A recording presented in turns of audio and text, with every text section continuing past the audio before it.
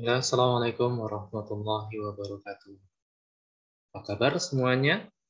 Saya berdoa kepada Allah, semoga teman-teman dalam keadaan sehat dan bersemangat untuk memulai pada hari ini, pada kesempatan ini untuk memulai belajar, dan saya juga berdoa kepada Allah, semoga Allah memberikan kemudahan kepada kita di dalam mencerna pembelajaran pada kesempatan hari ini, dan diberikan kemudahan di dalam memahami materi yang akan kita pelajari pada kesempatan kali ini. Nah, pada sebelumnya kita telah mempelajari tentang sejarah biokimia, pengertian biokimia, dan manfaat belajar biokimia. Pada kali ini kita akan lanjutkan lagi tentang materi hubungan biokimia dengan ilmu lainnya. Apa sih hubungan biokimia dengan ilmu lainnya? Khususnya materi ini kita ambil dari buku yang dikarang oleh Ibu Galuh Ratmana Hanum dengan judul Biokimia Dasar.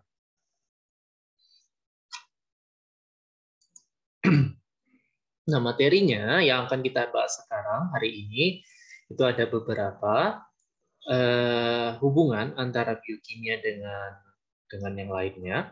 Yaitu yang pertama itu adalah hubungannya dengan kimia organik, yang kedua hubungannya dengan biofisika, yang ketiga hubungannya tentang ilmu gizi, yang keempat hubungannya tentang kesehatan, yang kelima mikrobiologi, yang keenam hubungan tentang fisiologi, yang ketujuh lagi ya, yang ketujuh genetika, yang kedelapan fisiologi, ada satu lagi ketinggalan ini, yang kesembilan adalah tentang pendalian pencemaran lingkungan. Pendalian dan pencemaran lingkungan.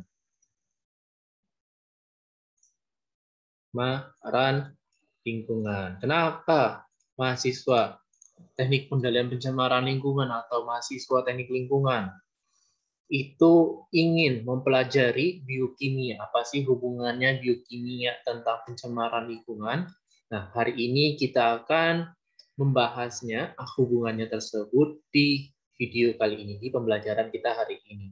Yang nomor 9 ini adalah tambahan dari saya, sedangkan dari Ibu Hanum sendiri itu hanya memasukkan poin 1 sampai 8. Nah, yang pertama, hubungannya tentang kimia organik. Nah, Ibu Hanum hanya memasukkan sekilas saja, tidak terlalu banyak hubungan-hubungan ini. Nanti karena Ibu Hanum memfokuskan buku ini tentang biokimia itu apa saja yang termasuk biokimia, dan juga kenapa buku ini lumayan bagus, karena ya buku ini hanya singkat, padat, dan jelas, sehingga tidak bertele-tele, khususnya untuk bagi teman-teman yang ingin mempelajari biokimia secara cepat. Untuk masuk ke materi selanjutnya, materi biokimia yang lebih advance-nya. Yang pertama, hubungan kimia organik adalah biokimia ini, dia itu mempelajari sifat-sifat biomolekulnya. Biomolekul, kimia organik. Karena ya biokimia selalu berhubungan tentang biokimia, tentang bio, tapi di masalah kimianya. Kimia membahas tentang molekul, sedangkan bionya ya ini tadi bio. Jadi dia itu membahas tentang biomolekul di dalam kimia organiknya. Selanjutnya, nanti juga untuk yang kimia organik ya tadi ya. Ya, kimia organik akan ada sesi khusus untuk kita mempelajari tentang kimia organik, namun di sesi yang lain, insya Allah bila ada waktu dan kesempatan, saya akan membahas atau membedah satu buku tentang kimia organik, sehingga saling ada hubungan antara kimia organik dengan biomolekul, dan juga nanti saya juga akan ada khusus untuk materi tentang kimia dasar yang akan saya bahas, namun di video lainnya.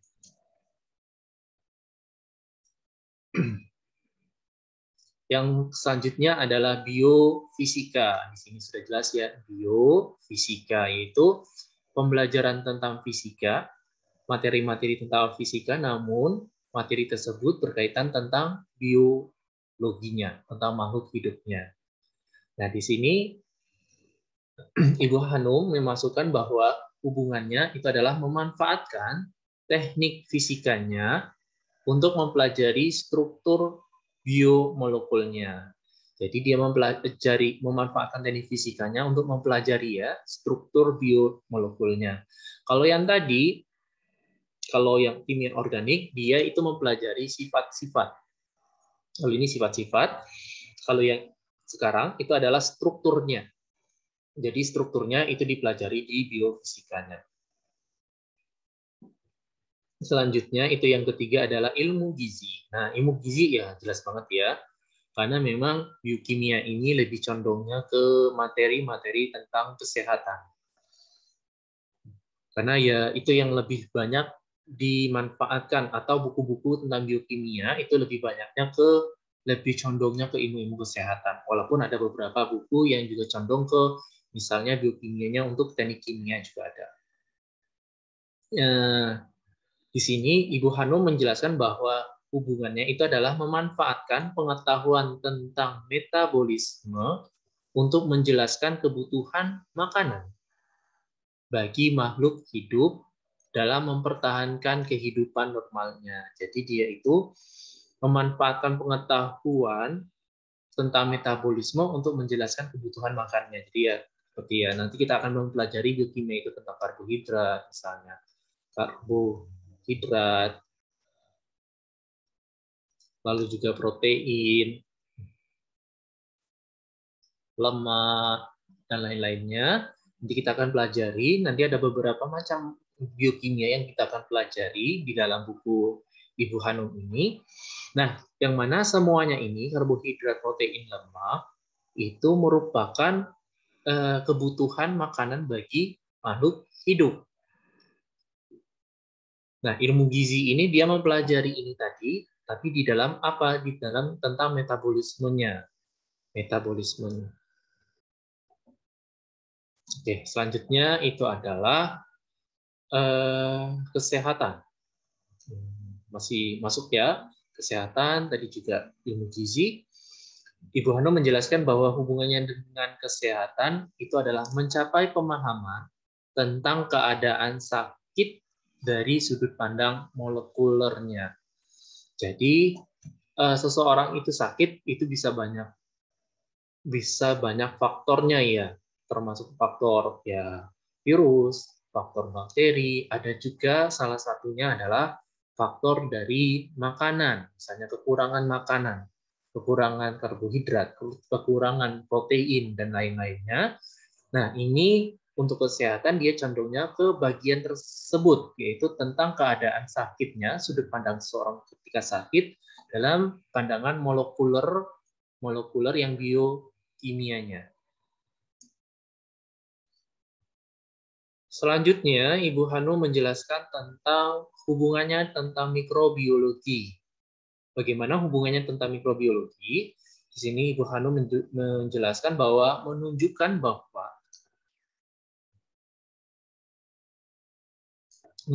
bahwa organisme sel tunggal dan virus dapat digunakan sebagai sarana mempelajari jalur-jalur metabolisme dan mekanisme pengendalian metabolisme. Jadi ya, nanti kita juga akan mempelajari juga tentang dasar-dasar mikrobiologi. Ada pelajaran khusus tentang dasar-dasar mikrobiologi. Ini khususnya nanti tentang mikrobiologinya, tentang lingkungan ya. Apa manfaat mikrobiologi terhadap lingkungan? Bagaimana teknik pengendalian pencemaran lingkungan, teknik pengendalian pencemaran lingkungan,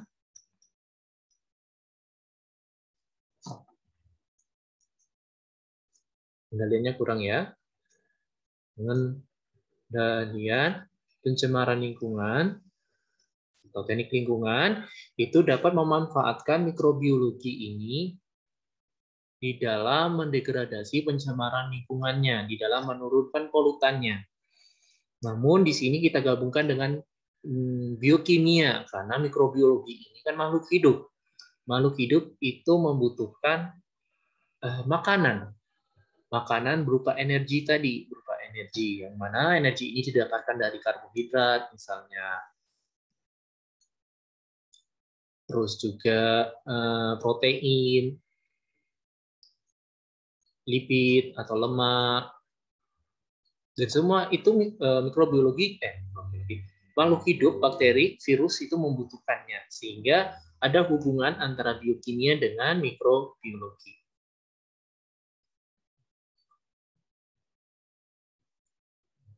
Selanjutnya tentang fisiologi.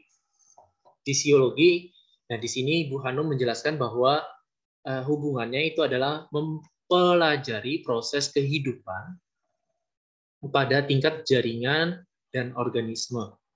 Jadi dia itu hubungannya adalah mempelajari tingkat jaringan dan organisme, karena di dalam jaringan dan organisme itu ya, untuk membentuk jaringan dan organisme ya butuh tadi karbohidrat juga, terus juga protein, lemak. Nanti juga kita akan mempelajarinya sedikit, tapi di bagian-bagian sel.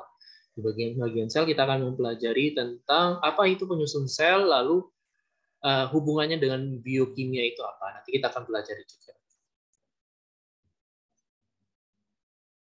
Selanjutnya itu genetika, nomor 3 ya.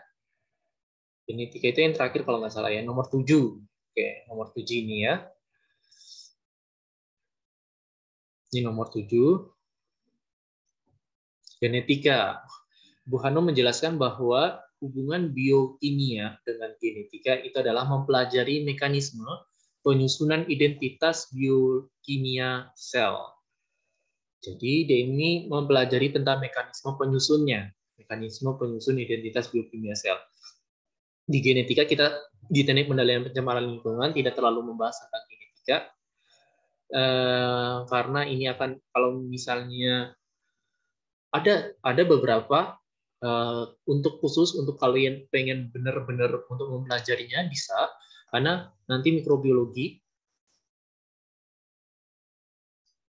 atau nanti salah satunya bakteri, nanti ada genetika bakteri, jadi yang mana kalian mempelajari bagaimana menggenetikakan bakteri ini bisa mencerna misalnya plastik yang sekarang lagi dikembangkan.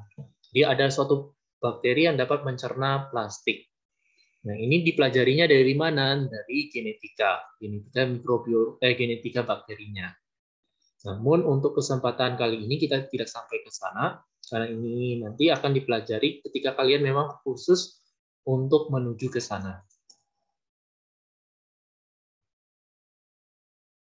Nah, ini yang untuk teknik pengendalian pencemaran lingkungan atau pengendalian lingkungan, bagaimana hubungannya pengendalian pencemaran lingkungan, materi biokimia tentang pengendalian pencemaran lingkungan. Nah, hubungannya itu adalah yang pertama itu mempelajari sifat biokimia, polutan dan limbah. Jadi polutan dan limbah itu pasti dia mempunyai senyawa kimia. Senyawa kimianya itu bisa senyawa kimia yang sintetis atau senyawa kimia yang biologi. Contohnya apa yang biologi, senyawa kimia? Biasanya kalian ingin menyelesaikan permasalahan sampah pasar misalnya, atau sampah rumah tangga. Nah, senyawa sampah itu kan juga merupakan senyawa kimia. Misalnya kalian ingin menyelesaikan masalah ya sampah tadi ya, sampah itu ya punya karbohidrat juga di dalamnya. Misalnya sampah apa ya, sampah sayur-sayuran lah, sampah sayur-sayuran punya karbohidrat di dalamnya, juga punya protein walaupun sedikit ya, sedikit sekali. Nah, paling banyak ya karbohidrat dan lain-lainnya yang di situ ya ada senyawa kimia yang ada di dalam biologi makhluk hidupnya yang sudah menjadi polutan atau limbah tadi. Nah, untuk dapat menentukan yang mana kalian itu mempelajarinya, senyawanya itu apa dulu, sampahnya ini mengandung biokimia apa dulu, sehingga ketika kalian sudah mengetahuinya, itu kalian dapat menentukan nantinya proses yang tepat di dalam mendegradasi atau menurunkan konsentrasi polutan biokimia tersebut. Jadi ketika kalian sudah tahu, misalnya di dalam sampah ini paling banyak adalah jenisnya adalah karbohidrat misalnya, atau protein misalnya, atau lemak. Memang ada Pak lemak? Ada, misalnya kalian ini ingin mengolah sampah rumah makan, sampah limbah rumah makan misalnya. Di sana kan juga banyak minyak, hasil apalagi kalau rumah makannya rumah makan Padang ya, banyak banget minyak. Nah, ketika kalian sudah tahu di sini ada senyawa lipid, berarti kalian akan merespon atau akan menentukan proses apa yang tepat untuk mendegradasi atau menurunkan konsentrasi lipid ini, lemak ini. Nah, jadi inilah fungsi dari mempelajari biokimia yang pertama. Yang kedua, itu adalah mempelajari sifat polutan atau limbah biokimia untuk dapat dikonversi menjadi produk ya, yang memiliki nilai tambah dan bermanfaat bagi lingkungan serta makhluk hidup lainnya. Nah, kalau yang ini, dia hanya menurunkan. Jadi menurunkan kadar polutannya. Misalnya, jadi kadar polutannya, karbohidratnya tinggi, lalu diturunkan. Nah, kalau yang ini, dia memanfaatkan si limbah untuk dikonversi untuk menjadikan produk baru. Misalnya tadi, sampah pasar, dan sampah pasar, lalu kalian olah dengan memanfaatkan mikrobiologi atau memanfaatkan bakteri untuk menjadi apa? Bisa menjadi pupuk misalnya. Salah satunya. Atau juga bisa menjadi apa? Biogas. Dan lain-lainnya. Nah, inilah manfaat dari kalian mempelajari biokimia. Jadi biokimia itu kalian mempelajari dulu di dalam limbah itu ada senyawa apa, yang mana senyawa ini nantinya akan kalian tentukan proses apa yang paling tepat. Atau bisa juga kalian dari sampah ini kalian tentukan dulu, senyawa di dalam sampah ini punya apa, nanti kalian ambil sintetis atau ambil ekstraksi, kalian ekstraksi senyawa itu untuk kalian buat produk yang baru. Produk atau bahan baku untuk membuat produk baru. Nah, inilah manfaat jadi belajar biokimia yang untuk teknik pengendalian pencemaran lingkungan. Nanti kita akan membahas secara lebih dalam, selain juga materi yang diberikan oleh Ibu Hanum ini di dalam bukunya, Dasar Biokimia. Nanti kita juga akan membahas, juga menyelingkan pembahasan tambahan dari saya tentang materi biokimia berdasarkan beberapa penelitian-penelitian yang telah dikembangkan. Bagaimana biokimia ini dapat dimanfaatkan untuk penelitian khususnya nanti pengendalian pencemaran lingkungan. Ya, mungkin ada yang tentang pengendalian pencemaran lingkungan atau nanti berhubungan tentang teknik kimianya.